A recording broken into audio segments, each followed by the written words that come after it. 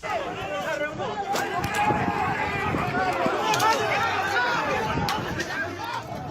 are watching shocking video out of Lodi. Two fan groups clashing on the streets during a soccer match over the weekend.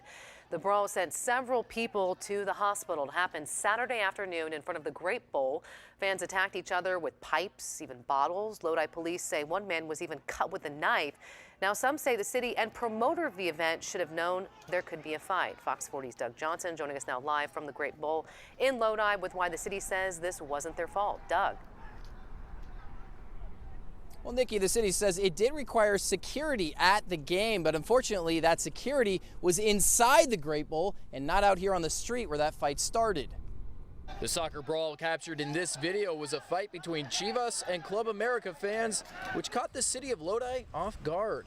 You know, we have had soccer games here in the past. I've never had anything like this. Jeff Hood is the director of the Lodi Parks and Recreations Department, which oversees events at the Great Bowl. And he says the promoter of the game had experience with soccer games and had fulfilled city requirements to hold the event. We had security requirements and told them some of the ins and outs of operating at the Great Bowl. But those who follow Mexican soccer know a minimum amount of security won't be enough.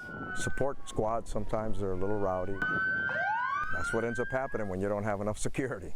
Jose Reynoso has worked to promote soccer games between teams Chivas and Club America in the past.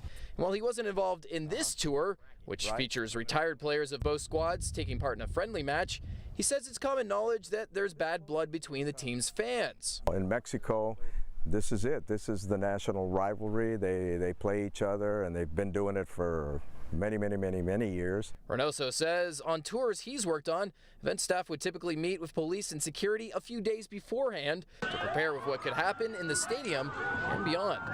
You have people who are just going to show up, who aren't even going to go to the game. They're just going to go tailgate and they're going to party, and many of those people are there just to cause problems. But Hood points out there were no issues inside the stadium, but he says after Saturday's brawl, the city has learned its lesson. Yeah, I don't think the likelihood of this type of event returning is very high. Reynoso feels they shouldn't ban soccer, but next time better prepare for its fans. To blame the sport, I think that's wrong.